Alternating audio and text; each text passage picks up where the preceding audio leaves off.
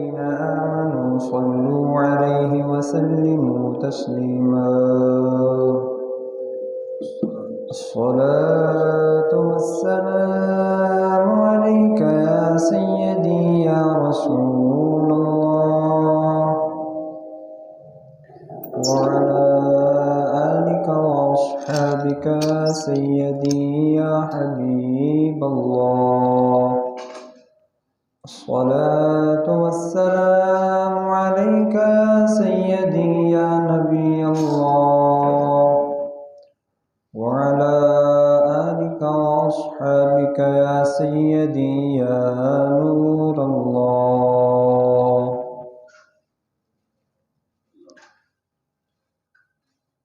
مولاي صل وسلم دائما أبدا على حبيبك خير الخلق كلهم، هو الحبيب الذي ترجى شفاعته لكل هول من الأهوال مقتحم. يا رب بالمصطفى بلغ مقاصدنا واغفر لنا ما مضى يا واسع الكرم. مولاي صل وسلم دائما أبدا على حبيبك خير الخلق كلهم.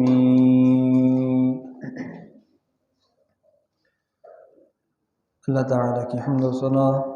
اور حضور تاجدار مدینہ سرور قلب و سینہ جناب سیدنا احمد مجتبیٰ حضرت محمد مصطفیٰ علیہ التحیۃ والثناء کی بارگاہ عالیہ میں ہدیہ درود و اسلام عرض کرنے کے بعد، لائق صد احترام سامعین ذوی الاحتشام، آپ احباب کے سامنے قرآن مجید برہان رشید کا کچھ حصہ تلاوت کرنے کا شرف حاصل ہوا۔ بارگاہ رب العزت میں دعا ہے اللہ تعالیٰ مجھے حق سچ بیان کرنے کی توفیق نصیب فرمائے اور ہم سب کو سنا کر عمل پیرا ہونے کا جذبہ عطا فرمائے۔ آج کے اس مختصر دورانیے میں جس عنوان پر گفتگو ہوگی وہ ہے حیات و خدمات حضور غوث پاک رضی اللہ تعالی عنہ۔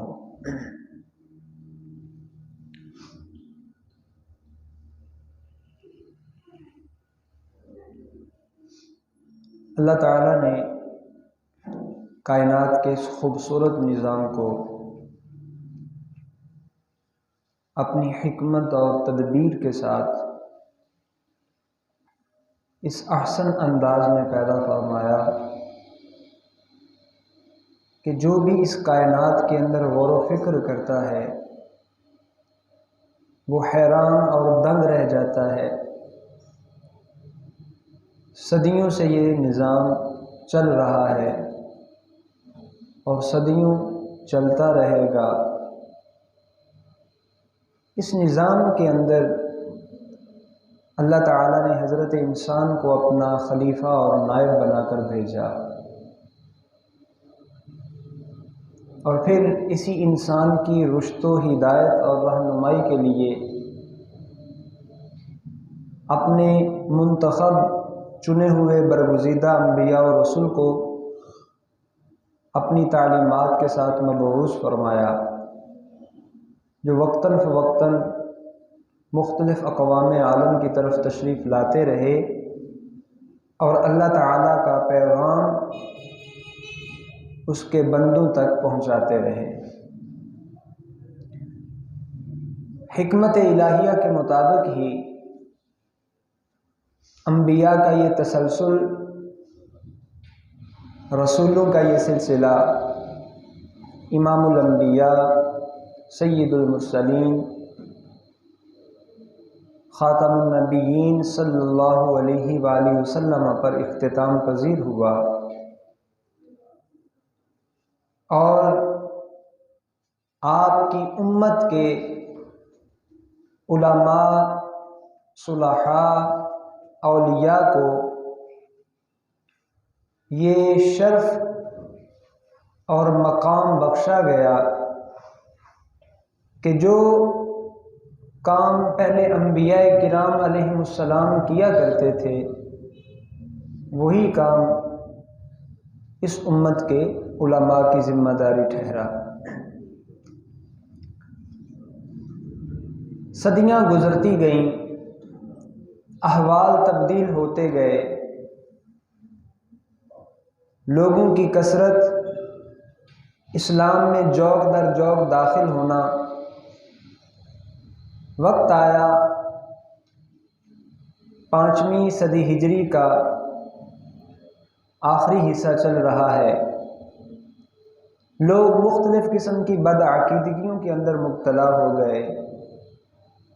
عقیدے کی گمراہی، اعمال کی بے راہ روی اور معاشرت سے دوری، آپس میں تعلقات کا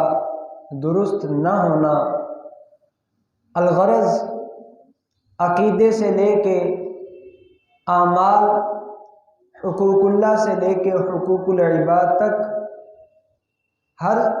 چیز کے اندر لوگ راہ راست سے ہٹ چکے تھے۔ تو اللہ تعالیٰ نے سن 470 ہجری میں جیلان کے اندر ایک ایسی ہستی کو وجود کی صورت میں دنیا کے اندر بھیجا کہ جن کے آنے کے بعد اس علاقے کے اندر ہی نہیں 400 عالم میں اللہ تعالیٰ نے ان کی کرامات، ان کے انعامات، ان کے اعزازات، ان کے شرف اور بزرگی کا چرچا عام فرما دیا، اور ان کی زبان قال و حال سے یہ اعلان جاری کروایا، قدمی حاضی علی رقبۃ کل ولی اللہ او کما قال، کہ میرا یہ قدم اللہ تعالیٰ کے ہر ولی کی گردن پر ہے۔ تو انبیاء کرام علیہم السلام کی تعلیمات کا جو تسلسل تھا وہ اس امت کے اندر، امت کے صلحاء اور اولیاء علماء کی صورت میں شروع سے جاری تھا، چلتا آ رہا ہے، چل رہا ہے، اور قیامت تک انشاءاللہ یوں ہی چلتا رہے گا۔ تو 5ویں صدی ہجری کے اندر دنیا نے دیکھا 470 ہجری میں پیران پیر، دستگیر، شاہ جیلاں، غوث الثقلین، نجیب الطرفین، جناب حضور غوث پاک حضرت عبد القادر جیلانی بغدادی رضی اللہ تعالی عنہ آپ کی پیدائش ہوئی، اور 470 ہجری سے لے کے 561 ہجری تک 91 برس یہ دنیا آپ کے فیض سے مستفیض ہوتی رہی۔ اب دنیا میں تشریف لائے تو پہلے دن سے ہی آپ کا فیض کا سلسلہ شروع ہوا، اور آخری دن تک وجود ظاہری کے ساتھ آپ دنیا کو فیض یاب فرماتے رہے، اور وہ تسلسل آج بھی چل رہا ہے اور قیامت تک یوں ہی بڑھتا چلا جائے گا۔ آپ کی زندگی کا جو عرصہ ہے، ظاہری عرصہ، وہ 91 برس پر محیط ہے۔ مختصر خاکہ یہ ہے، اگر آپ کی زندگی کو دیکھا جائے اور زندگی کے مفہوم کو ملاحظہ کیا جائے، وہ زندگی کا مفہوم جو علماء نے بیان فرمایا، حیات کا مطلب ہی یہ ہے، ہی صفۃ توصف للموصوف بها توجب للموصوف بها ان يعلم ويقدر، زندگی ایک ایسے وصف کا نام ہے، زندگی ایک ایسی صفت کا نام ہے جو شخص اس صفت کے ساتھ متصف ہوتا ہے، جو اس وصف کے ساتھ موصوف ہوتا ہے، اللہ تعالی اس شخص کو علم و عمل کی توفیق عطا فرماتا ہے۔ یعنی زندگی جاننے کی صلاحیت کا نام ہے، زندگی جو جاننا اس پر عمل کرنے کی صلاحیت کا نام ہے۔ انسان جس کے اندر زندگی کی رمق موجود ہوتی ہے، دنیا میں آنے کے ساتھ ہی اور آخری دم تک وہ اپنی زندگی سے سیکھتا بھی رہتا ہے، کرتا بھی رہتا ہے۔ اس کا سیکھنا دینی بھی ہو سکتا ہے، دنیاوی بھی ہو سکتا ہے، لیکن اللہ تعالی نے ہر ذی روح کو، ہر ذی حیات کو یہ قدرت بخشی ہے، اسے یہ قوت عطا فرمائی ہے کہ وہ علم بھی حاصل کر سکتا ہے اور اس پر عمل بھی کر سکتا ہے۔ اور زندگی کا یہ مفہوم جو حقیقت زندگی ہے کہ انسان علم حاصل کرتے کرتے زندگی گزارے اور اس پر عمل کرتے کرتے زندگی گزارے، یہ وہ مفہوم ہے جس کی طرف نبی کریم رؤوف الرحیم امام الانبیاء سید المرسلین صلی اللہ علیہ وآلہ وسلم نے اپنی اس حدیث پاک کے اندر ارشاد فرمایا، اطلب العلم من المہدی الی اللہ، گود سے لے کر قبر تک علم حاصل کرتے رہو۔ حقیقت زندگی یہی ہے کہ انسان پہلے دن سے لے کے آخری دن تک علم کے تسلسل کو برقرار رکھے، علم کا سلسلہ کبھی منقطع نہ ہو، اور علم کے اس سلسلے کے ساتھ انسان اپنی زندگی کے ہر لمحے کو عمل کے اندر ڈھال کر رسول اللہ صلی اللہ علیہ وآلہ وسلم کے اسوہ حسنہ کا عکس بن جائے، اولیاء اللہ کے اسوہ حسنہ کا عکس بن جائے، اور پھر لوگ اس کی صورت کو دیکھ کے خدا کو یاد کرنے لگیں، لوگ اس کی سیرت کو دیکھ کے رب کی ذات کی طرف متوجہ ہو جائیں، لوگ اس کا اٹھنا بیٹھنا دیکھ کر اپنے خالق کی پہچان کرنے لگیں، لوگ اس کے شب و روز ظاہر و باطن خلوت و جلوت سے اس انداز میں اپنی زندگی کی اصلاح کریں کہ وہ لوگوں کے لیے رشد و ہدایت کا سامان بن جائے۔ جناب حضور غوث پاک رضی اللہ تعالیٰ عنہ کا یہ جو ظاہری عرصہ حیات ہے، پہلے دن سے لے کے آخری دن تک اگر حیات کا جو مفہوم علماء نے بیان کیا ہے دیکھا جائے تو آپ کی زندگی پر من و عن من کل الوجوہ صادق آتا ہے۔ آپ پہلے دن سے لے کے آخری دن تک علم کے سلسلے کو نہ صرف برقرار رکھتے ہیں بلکہ علم کا وہ تسلسل لوگوں کے ساتھ شیئر بھی کرتے رہتے ہیں، لوگوں کی طرف منتقل بھی کرتے رہتے ہیں، اور عمل کی ایسی ظاہری صورت لوگوں کے سامنے رکھتے ہیں کہ قیامت تک آنے والا شخص آپ کی سیرت و صورت اور آپ کی زندگی کے شب و روز کا مطالعہ کرنے والا اور آپ سے محبت کا دعویٰ کرنے والا اگر اپنے ظاہر و باطن کی اصلاح کرنا چاہے تو یقینی طور پر کر سکتا ہے۔ 18 سال کی عمر میں آپ کی والدہ محترمہ نے آپ کو جیلان سے بغداد کی طرف بھیجا، 9 سال تک آپ نے وہاں کے جید علماء کرام سے علم دین کا سلسلہ اور تعلم جو ہے اس کو جاری و ساری رکھا۔ 25 سال اس کے بعد آپ نے مجاہدات کے اندر گزارے، والذین جاہدوا فینا لنہدینہم سبلنا، یہ رب کا وعدہ ہے کہ جو اللہ تعالیٰ کی ذات کو پہچاننے کے لیے جد و جہد کرتا ہے، اپنے شب و روز خلوت و جلوت کو اللہ تعالیٰ کے احکامات کے عین مطابق کر لیتا ہے، اپنے اعمال کو رسول اللہ صلی اللہ علیہ وسلم کی سنت کے تابع بنا دیتا ہے، پھر اللہ تعالیٰ اس نے یہ وعدہ فرمایا ہے لَنَهْدِيَنَّهُمْ سُبُلَنَا، جو بھی ہمارے راستے پہ چل پڑتا ہے اس کی نیت ٹھیک ہو، اس کا عمل ٹھیک ہو، اس کا عقیدہ ٹھیک ہو تو پھر ہم اسے اپنے راستوں کی طرف ہدایت دے دیتے ہیں۔ 25 سال مجاہدے کے بعد 40 سال کا جو عرصہ ہے، آپ کی جو بقیہ زندگی ہے، آپ پھر جو کچھ سیکھا ہے وہ مخلوق خدا کو سکھانے میں گزار دیتے ہیں۔ اگر ہم انبیاء کی بعثت کا بنیادی مقصد جانتے ہیں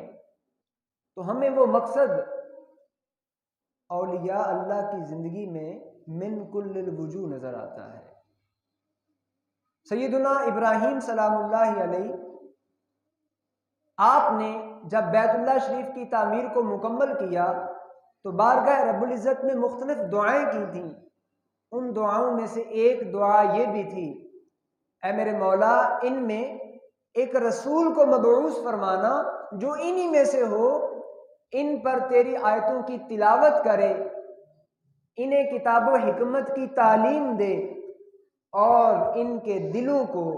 ہر قسم کی علائش سے اور ہر قسم کی ناپسندیدہ چیزوں سے پاک، صاف اور ستھرا کر دے۔ تو انبیاء کی بعثت کا جو بنیادی مقصد اور حکمت ہے وہ لوگوں کے سامنے کتاب اللہ کی آیتوں کی تلاوت کرنا، لوگوں تک کتاب و حکمت کی تعلیم کو پہنچانا اور انسان کے باطن کا تزکیہ ہے۔ ہمیں یہ چیز تمام اولیاء اللہ کے اندر مشترک نظر آتی ہے۔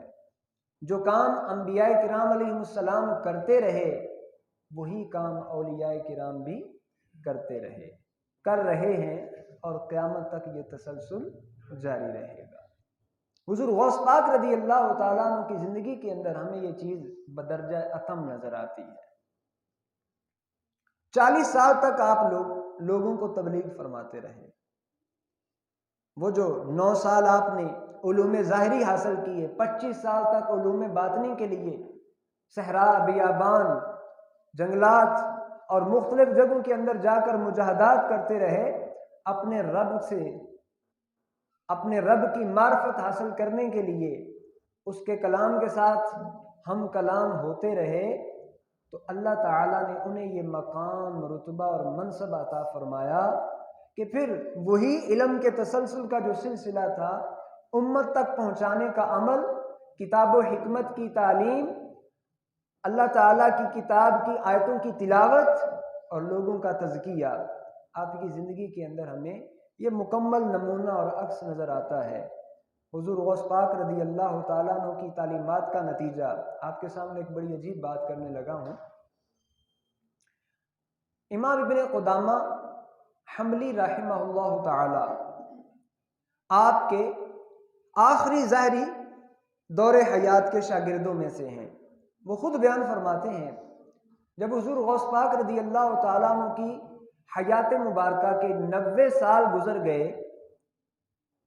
تب میں اور میرے ایک اور ساتھی آپ کی خدمت میں پہنچے۔ اب عرصہ حیات مختصر تھا، 91 سال کی مکمل آپ کی ظاہری دور حیات ہے۔ کہتے ہیں ہمیں بہت مختصر عرصہ آپ کے پاس رہنے کا شرف حاصل ہوا، لیکن رسول اللہ صلی اللہ علیہ وسلم کا وہ جو منصب تعلیم ہے، آپ نے اس منصب کو کس احسن انداز میں پورا کیا۔ امام ابن قدامہ آپ کا علم فقہ کے اندر، علم حدیث کے اندر ایک معتبر نام ہے، آپ سند کی حیثیت رکھتے ہیں۔ آپ فرماتے ہیں کہ میں اور وہ دوسرا ساتھی آپ کی خدمت میں حاضر ہوئے۔ حضور غوث پاک رضی اللہ تعالیٰ عنہ نے اپنے بیٹے کو ہماری خدمت پر مامور فرما دیا۔ گھر کے اندر ہمارے لیے کھانے پینے کا بندوبست کرواتے، اس کی ڈیوٹی تھی وہ ہمارے لیے کھانا لے کے آتا،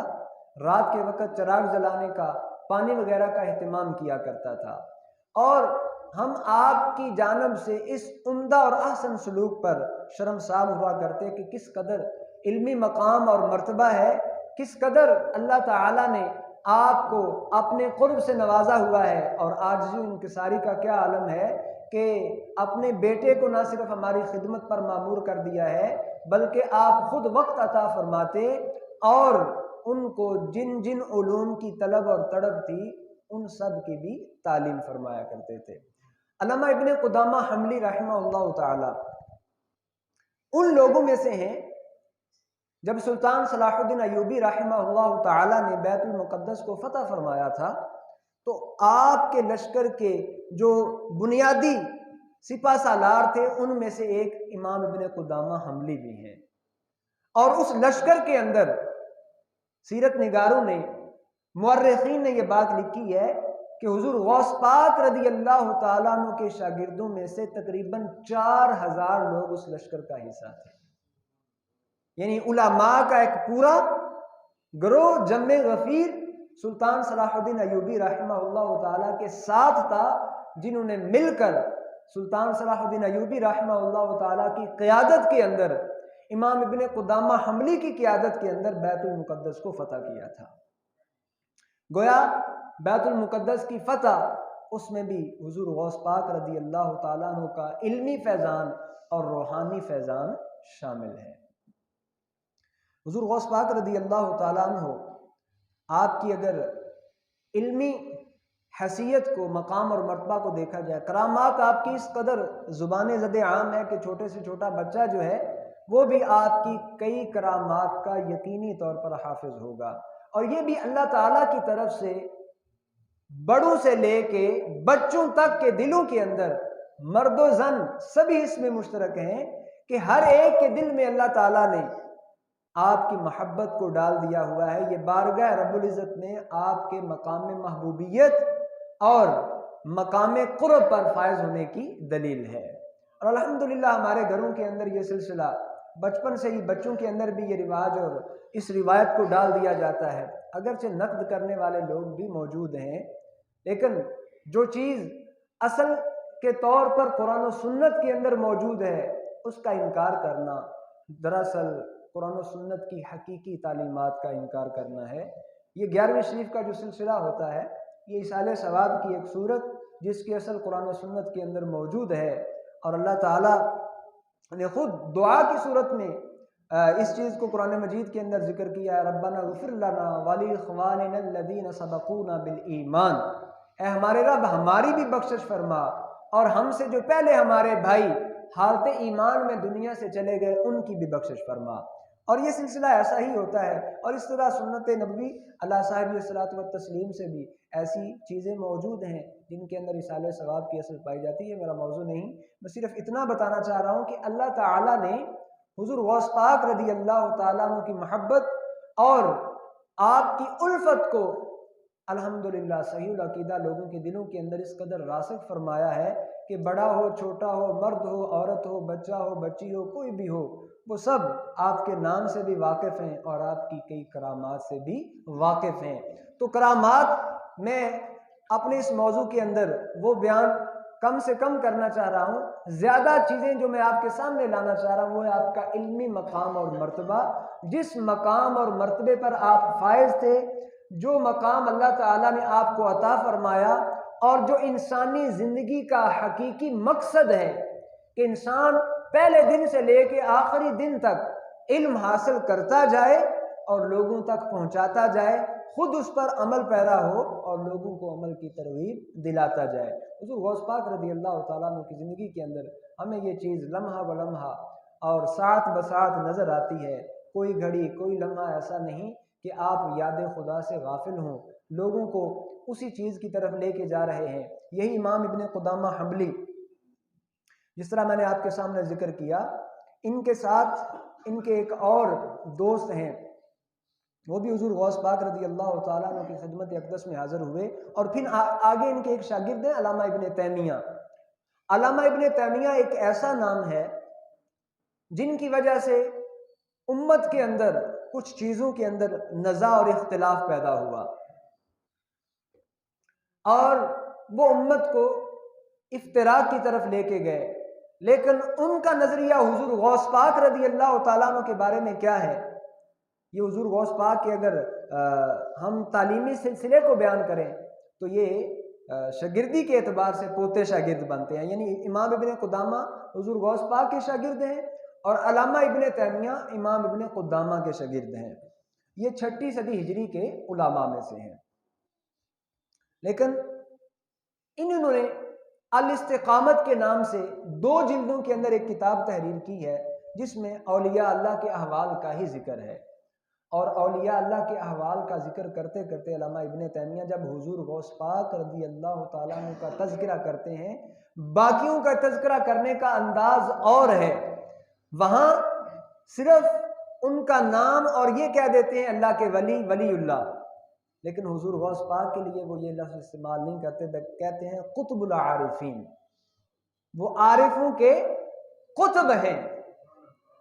یہ درجات، یہ غوث، قطب، ابدال وغیرہ کے جو الفاظ آپ لوگوں کے ہاں بالکل سماعت کے اندر عام ہیں، آپ لوگ سنتے رہتے ہیں، یہ وہ چیزیں ہیں جو کتاب و سنت کے اندر رسول اللہ صلی اللہ علیہ وسلم کی زبان سے اور پھر آگے صلحائے امت کی زبان سے نکلی ہیں، کتب کا حصہ ہیں، موجود ہیں۔ یہ فرضی اصطلاحات نہیں ہیں بلکہ حقیقی طور پر اصطلاحات ہیں، اور ان اصطلاحات کا جو وجود ظاہری ہے وہ انسانوں کے اندر بھی موجود ہے۔ تو حضور غوث پاک رضی اللہ تعالیٰ عنہ کے بارے میں ایک ایسا شخص جو امت کے اندر بعد میں متنازع حیثیت اختیار کر گیا اور جس کی وجہ سے امت کے اندر افتراق بھی پیدا ہوا، ایک پورا الگ گروہ بن گیا، وہ بھی جب حضور غوث پاک کا نام لیتا ہے تو کس انداز میں؟ قطب العارفین، وہ عارفوں کے، وہ رب کی معرفت رکھنے والوں کے قطب ہیں۔ اور وہ کیا کہتے ہیں؟ حضور غوث پاک رضی اللہ تعالیٰ عنہ کے حوالے سے لکھتے ہیں کہ شیخ شہاب الدین عمر سہروردی رحمہ اللہ تعالی، جن سے آگے یہ سلسلہ سہروردیہ جو ہے یہ چلتا ہے،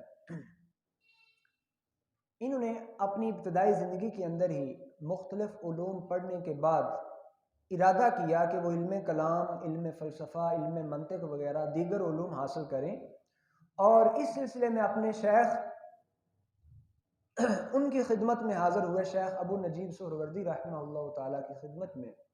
اور اپنا مدعا بیان کیا۔ شیخ ابو نجیب سہروردی رحمہ اللہ تعالیٰ حضور غوث پاک رضی اللہ تعالیٰ عنہ کے فیض یافتہ ہیں، انہوں نے اپنے مرید کا ہاتھ پکڑا، حضور غوث پاک کی خدمت میں لے گئے، ادھر نماز کا وقت تھا، اللہ تعالیٰ نے حضور غوث پاک رضی اللہ تعالیٰ عنہ کو دلوں کے احوال پر بھی اطلاع کا ملکہ اور یہ کرامت اور شرف عطا فرمایا ہوا تھا، اور اسی چیز کا اعتراف کرنے کے لیے میں نے آپ کے سامنے اس چیز کا ذکر کیا ہے۔ تو علامہ ابن تیمیہ یہ بات لکھتے ہیں اپنی کتاب کے اندر کہ شیخ ابو نجیب سہروردی ان کو لے کے حضور غوث پاک کی خدمت میں جب حاضر ہوئے تو حضور غوث پاک رضی اللہ تعالیٰ عنہ نماز کے لیے بس کھڑے ہونا چاہتے تھے۔ اب ادھر آپ مصلی امامت پہ ہیں، ادھر یہ سائل بن کر کہ مجھے کم از کم اس بارے میں دل کا اطمینان اور سکون مل جائے کہ میں ظاہری علوم سے، علوم نقلیہ سے فارغ ہو چکا ہوں، اور چلے یہ بھی انہی کا حصہ ہے، علم کلام بھی، اور علم کلام کے ساتھ ساتھ علم فلسفہ، علم منطق، کہ اس وقت ان کا ایک عروج تھا، ان کا ایک بڑا چرچا اور دور تھا، تو میں بھی اس علم کے اندر قدم رکھوں، ان علوم کو حاصل کر سکوں، تشفی کے لیے کہ میرے شیخ کی جانب سے اور شیخ الشیخ کی جانب سے مجھے اجازت مل جائے، اگر وہ اجازت دے دیں تو پھر میں ان علوم کو حاصل کروں۔ حضور غوث پاک رضی اللہ تعالیٰ عنہ سے پوچھا نہیں، ہم مصلی امامت پہ کھڑے ہو کے لوگوں کی امامت فرمانے لگے ہیں، لوگ اقتداء میں کھڑے ہو چکے ہیں، حضور غوث پاک رضی اللہ تعالیٰ عنہ ان کی طرف متوجہ ہو کے کیا ارشاد فرماتے ہیں؟ یا عمر ما ہوا من زاد القبر، ما ہوا من زاد القبر، بس یہ لفظ کہے اور نیت باندھ لی۔ یہ فرماتے ہیں کہ آپ کے انہی الفاظ سے مجھے میرے سوال کا جواب آنے کا جو مقصد تھا وہ پورا ہو گیا۔ آپ کے کہنے کا مطلب یہ تھا کہ اے سائل، اے دل کے اندر یہ حسرت اور سوال لے کر آنے والے کہ علم کلام، علم فلسفہ، علم منطق پڑھنا چاہیے یا نہیں پڑھنا چاہیے، تو تیرے سوال کا جواب یہ ہے، تیرے آنے کا جو مقصد ہے اس کا حل یہ ہے کہ یہ نہیں پڑھنا چاہیے، کیونکہ نہ تو اس کا کوئی قبر کے ساتھ تعلق ہے، نہ اس کا کوئی حشر کے ساتھ تعلق ہے۔ تو فلسفہ اور منطق کو چھوڑو، قرآن و سنت کی طرف آؤ، اسی کو مضبوطی سے تھام لو، اسی سے تمہاری قبر بھی بہتر ہو جائے گی، حشر بھی بہتر ہو جائے گا۔ آپ کے اس فرمان سے ہم سب کے لیے ایک ظاہری جو تعلیم اور تربیت سامنے آتی ہے وہ یہ ہے کہ ہمیں آپ کی محبت کا دعویٰ تو ہے، اور ہم باقاعدگی سے اور کوئی کام کریں نہ کریں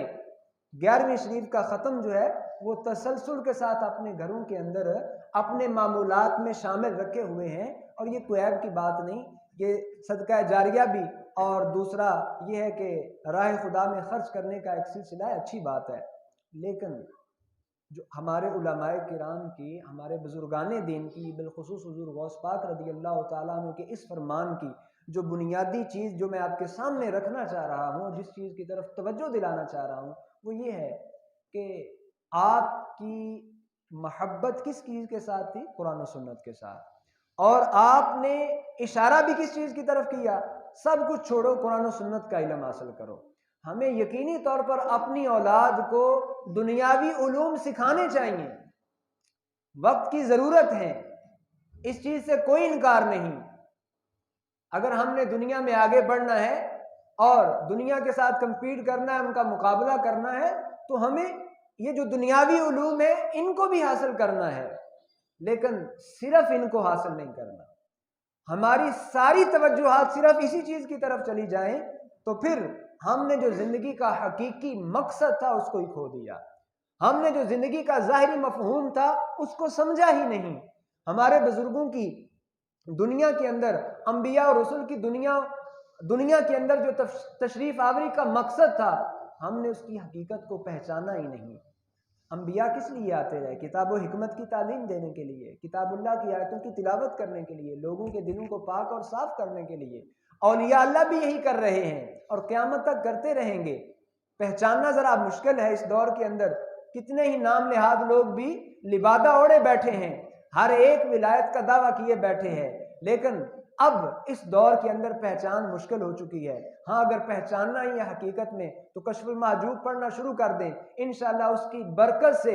آپ کو اس دور کے اندر بھی حقیقی ولی کی پہچان نصیب ہو جائے گی۔ اس کے بارے میں علماء نے یہ بات لکھی، خود حضور داتا صاحب رحمہ اللہ تعالیٰ کی طرف منسوب یہ قول ہے کہ جس کو مراد چاہیے، جس کو سچا پیر چاہیے، وہ کشف المحجوب کا مطالعہ کرے، اسے سچا پیر مل جائے گا، اسے سچا رہنما نصیب ہو جائے گا، اس کی تعلیمات پڑھنے سے ہم وہاں تک پہنچ سکتے ہیں۔ تو یہ ان کی بات آپ کے سامنے رکھنے کا مقصد اور غرض یہ ہے، اپنی اولاد کو دنیاوی تعلیم ضرور دیں، لیکن دین سے اس قدر دور نہ کر دیں کہ دنیا کے اندر ہی آپ کی اولاد آپ کے کسی کام کی نہ رہے۔ آپ کے جانے کے بعد تو جو بننا ہے وہ اللہ بہتر جانتا ہے، دنیا میں ہی آپ یہ کہتے پھریں میں نے اس پہ اتنا پیسہ خرچ کیا، اسے ڈاکٹر بنایا، اسے انجینئر بنایا، اسے پروفیسر بنایا، اسے یہ کیا، اسے وہ کیا، اور آج یہ ہے کہ مجھ سے فون پہ بات بھی نہیں کرتا، ملنا بھی گوارا نہیں کرتا، حال چال بھی نہیں پوچھتا، خیال بھی نہیں رکھتا، عیدوں پہ بھی نہیں آتا جاتا۔ یہ کہنے کی نوبت نہ آئے، اور یہ تبھی ہوتا ہے کہ جب اولاد کو ہم دین سے دور رکھتے ہیں۔ اگر اولاد کو کم از کم حقوق اللہ اور حقوق العباد ہی کی تعلیم دے دیں حقیقت میں جو قرآن و سنت نے دی ہے، تو کل کو ہماری زبانوں سے یہ لفظ نہ نکلیں۔ جب اولاد کو پتہ ہوگا کہ میرے رب کے کیا حقوق ہیں اور میں نے کیسے انہیں پورا کرنا ہے، اور بندوں کے مجھ پر کیا حقوق ہیں اور کیسے پورے کرنے ہیں، تو یقیناً اس طرح کی وہ بے راہ روی کا شکار نہیں ہوگا، یقیناً اپنے والدین کی جانب سے کیے جانے والے اس شکوے کا شکار نہیں ہوگا، وہ اپنے والدین کی ضرورتوں کا بھی خیال رکھے گا، ان کی دل جوئی کے لیے ان کے پاس بیٹھے اٹھے گا بھی، اور اگر وہ بیماری کی حالت میں ہوں تو ان کی دوائی کا بندوبست اور دیگر سارے معاملات بھی کرتا رہے گا۔ تو حضور غوث پاک رضی اللہ تعالیٰ عنہ نے حضرت شیخ شہاب الدین سہروردی رحمہ اللہ کو کیا ارشاد فرمایا؟ بیٹے اس کا قبر کے ساتھ بھی کوئی تعلق نہیں، آخرت کے ساتھ بھی، اگر کرنا ہی ہے تو کتاب و سنت کا علم حاصل کرو جو تمہیں دنیا میں بھی کام دے گا اور آخرت میں بھی کام دے گا۔ تو وہ کیا فرماتے ہیں؟ فرجات عن ذالک، جب آپ نے یہ جواب دیا تو میں نے اپنے اس ارادے سے رجوع کر لیا اور میں نے نیت کر لی کہ اب میں نے نہ علم کلام حاصل کرنا ہے، نہ منطق اور نہ فلسفہ، اب کتاب و سنت کا علم حاصل کرنا ہے۔ اور حضور غوث پاک رضی اللہ تعالیٰ عنہ اپنے بیٹے کو کیا نصیحت فرماتے ہیں، مریدین کو کیا نصیحت فرماتے ہیں؟ فرماتے ہیں کہ بیٹا اگر دنیا و آخرت میں کامیاب ہونا ہے تو کتاب و سنت کو مضبوطی سے تھام لو۔ اور میرے اور آپ کے لجپال آقا صلی اللہ علیہ وسلم کا بھی یہی فرمان ہے، حدیث پاک کا مفہوم ہے کہ اگر تم راہ ہدایت پر رہنا چاہتے ہو تو کتاب اللہ اور میری سنت کو مضبوطی سے تھام لو. جو ان دو چیزوں کو مضبوطی سے تھام لے گا وہ انشاءاللہ راہ ہدایت پر رہے گا. حضور غوث پاک رضی اللہ تعالیٰ عنہ کے علمی مقام اور مرتبے کے حوالے سے علامہ ابن جوزی رحمہ اللہ تعالیٰ وقت کے عظیم محدث حافظ الحدیث، کئی لاکھ حدیثیں آپ کو سندن متنن جرحن تعدیلن یاد تھیں، اور آپ لوگوں کے بارے میں، محدثین کے بارے میں فیصلہ کرتے ہیں کہ کس کی بات کو لینا چاہیے کس کی بات کو نہیں لینا چاہیے. آپ ائمہ جرح و تعدیل میں سے ہیں. آپ بھی حضور غوث پاک رضی اللہ تعالیٰ عنہ کی مجلس کے طالب علم ہیں. اتنے بڑے محدث، اتنے بڑے امام، اتنے بڑے حافظ الحدیث، وہ بھی حضور غوث پاک کی مجلس میں حاضر ہوتے ہیں. فرماتے ہیں کہ ایک دفعہ میں حضور غوث پاک کی مجلس میں حاضر تھا. آپ قرآن مجید کی کسی آیت کی تفسیر کرنے لگے. آپ نے اس آیت کا ایک معنی بیان کیا. میں نے کہا مجھے اس کا پتہ ہے، دوسرا کیا پتہ ہے، تیسرا کیا پتہ ہے، چوتھا کیا پتہ ہے، یہاں تک کہ 11 معنی بیان کیے. ہر ایک کا مجھے علم تھا کہ یہ بھی ٹھیک ہے، یہ بھی ٹھیک ہے، یہ بھی مجھے علم، اس کا بھی علم ہے، اس کا بھی علم ہے. 11 بیان کرنے کے بعد آپ نے پھر 12واں کیا، 13واں کیا، 20واں کیا، 30واں کیا، 40 معنی آپ نے بیان کیے. فرماتے ہیں کہ 11 کے بعد پھر مجھے کوئی پتہ نہیں. باقی جو 29 معنی آپ نے بیان کیے ان سے میں بے خبر تھا، ان سے ناواقف تھا. اب انبیاء کی بعثت کا بنیادی مقصد دیکھیں. انبیاء کس لیے آئے؟ کتاب و حکمت کی تعلیم دینے کے لیے. اور اسی کتاب و حکمت کی تعلیم کو حقیقی طور پر کنہوں نے حاصل کیا؟ میں نے جو آیہ کریمہ پڑھی فوجدا عبدا من عبادنا آتیناہ رحمتا من عندنا وعلمناہ من لدنا علما. اس میں اللہ تعالیٰ نے سیدنا موسیٰ اور ان کے ساتھی یوشع بن نون کا ذکر کیا ہے، جو حضرت خضر علیہ السلام کے ساتھ ملاقات کے لیے گئے تھے اور ایک لمبا سفر کیا تھا. تو حضرت خضر علیہ السلام کے بارے میں قرآن نے یہ فرمایا وَعَلَّمْنَاهُ مِن لَدُنَّا عِلْمًا، ہم نے انہیں علم لدنی عطا فرمایا. اور علماء کا حضور غوث پاک رضی اللہ تعالیٰ عنہ کے بارے میں بھی یہی کہنا ہے کہ آپ کو اللہ تعالیٰ نے علم لدنی سے نوازا تھا. آپ کو اللہ تعالیٰ نے اس علم کے ساتھ مشرف فرمایا تھا کہ آپ ظاہری علوم کے ساتھ ساتھ جو باطنی علوم تھے ان پر بھی کامل دسترس رکھتے تھے. تو 40 معنی ایک ہی مجلس کے اندر ایک آیت کے بیان کیے. اچھا، امام ابن جوزی فرماتے ہیں کہ 11 کا پتہ تھا، باقی اس کا مجھے کوئی پتہ نہیں. اب اس سے جو اگلی بات ہے، 40 معنی بیان کرنے کے بعد علامہ ابن جوزی فرماتے ہیں کہ حضور غوث پاک نے فرمایا اب تک ہم قال پر گفتگو کر رہے تھے، یعنی ہماری گفتگو کا تعلق الفاظ کے ساتھ تھا، ہماری گفتگو کا تعلق لفظ اور معنی کے ساتھ تھا. اب ہم آتے ہیں حال کی طرف، قال سے حال کی طرف جس کا تعلق انسان کے باطن کے ساتھ ہے. تو فرماتے ہیں کہ پھر آپ نے صرف ایک ہی معنی اسی آیت کا بیان کیا، اور جو 40 معنی لوگ ظاہری سن کر اپنی اپنی جگہ پر برقرار تھے، باطنی معنی ایک ہی سنا، حال کا معنی ایک ہی سنا، اور جتنا بھی مجمع تھا سارا تڑپ اٹھا. اور علامہ ابن جوزی کی تڑپ کا یہ عالم تھا. خود بیان فرماتے ہیں کہ انہوں نے جو اپنے جسم پر لباس تھا اس کو چیتھڑے چیتھڑے کر دیا، اور اس ایک کے آیت کے اس معنی کا جس کا تعلق انسان کے حال کے ساتھ ہے، جس کا تعلق تزکیہ نفس کے ساتھ ہے، جس کا تعلق باطن کے ساتھ ہے، اس کی تجلی کو برداشت نہ کر سکے. یہی وجہ امام غزالی رحمہ اللہ تعالی اپنی کتاب احیاء العلوم کے مقدمے کے اندر یہ بات نقل فرماتے ہیں کہ اللہ تعالیٰ نے اپنے انبیاء کو امتوں کی طرف مبعوث فرما کر ان تک علوم ظاہریہ پہنچانے کا ہی حکم دیا ہے. جو باطنی علوم ہیں جن کا تعلق باطن کے ساتھ ہے، انبیاء وہ صرف خواص کو ہی دیتے ہیں، اور ہم بھی پابند ہیں. ساتھ انہوں نے یہ بات لکھی ہے جس کا مفہوم ہے کہ ہم بھی پابند ہیں کہ ہم بھی صرف امت تک علم المعاملہ کو ہی پہنچائیں. جو باقی باطنی علوم ہیں عوام اس بات کی متحمل نہیں ہو سکتی. تو حضور غوث پاک نے صرف ایک بات کی، اور علامہ ابن جوزی فرماتے ہیں کہ انہوں نے اپنے کپڑے اور لوگوں کا کیا حال ہوا کہ ہر ایک جو ہے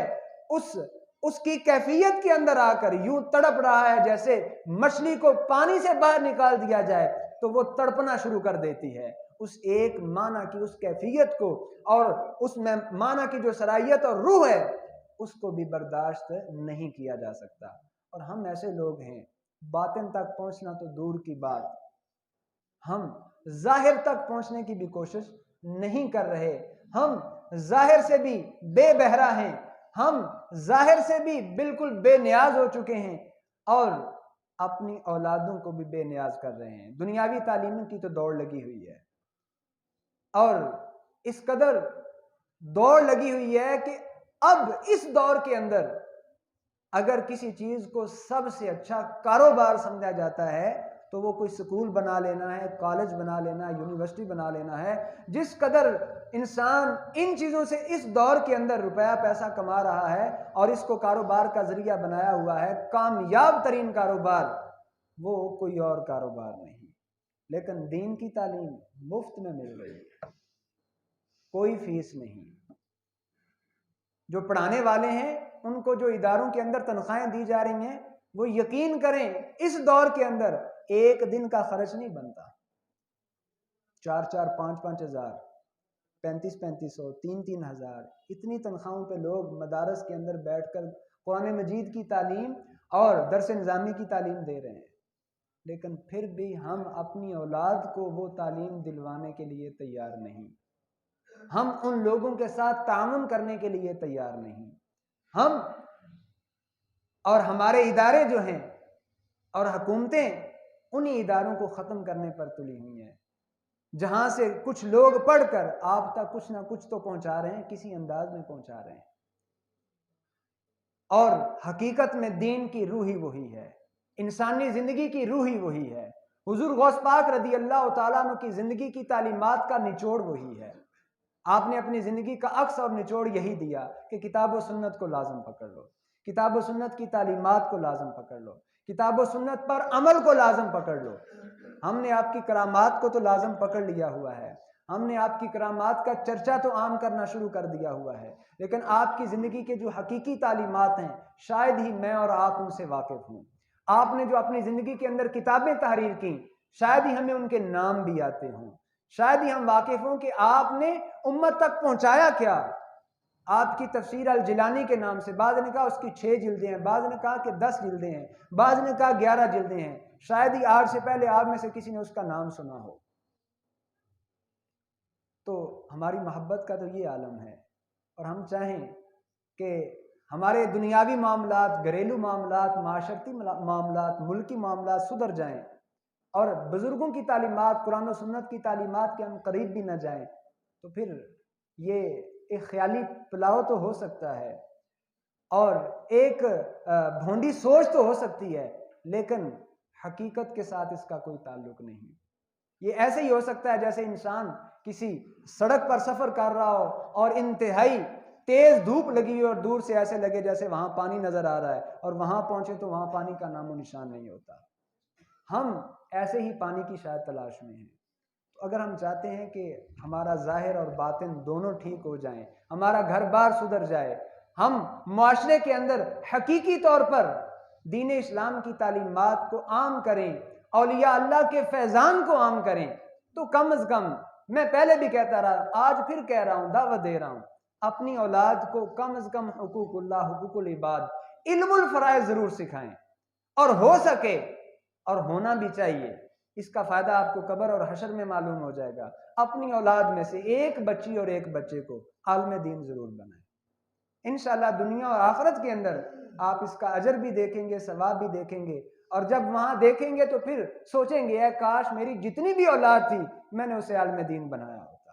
میں نے اسے حافظ قرآن اور دین کے راستے پر چلایا ہوتا، اہل اللہ کے راستے پر چلایا ہوتا۔ اور اگر کسی کے پاس اولاد کی نعمت نہیں، یا اولاد اب بڑی ہو چکی ہے، اس طرف آ نہیں سکتی، تو کم از کم اتنا ضرور کریں، جو ادارے چل رہے ہیں، جو بنے ہوئے ہیں، جہاں بچے دوسروں کے تعلیم حاصل کر رہے ہیں، ان کے ساتھ اس انداز میں تعاون کریں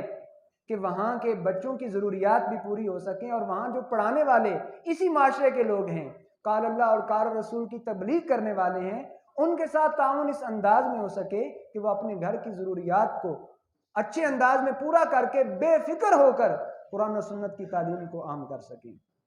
بارگاہ رب العزت میں میری دعا ہے کہ اللہ تعالی ہمیں حضور غوث پاک رضی اللہ تعالیٰ عنہ کی زندگی کی حقیقی تعلیمات کو اور آپ کی دینی خدمات کو پڑھ کر، سن کر، سمجھ کر ان کے مطابق زندگیاں بسر کرنے کی توفیق عطا فرمائے۔ آمین و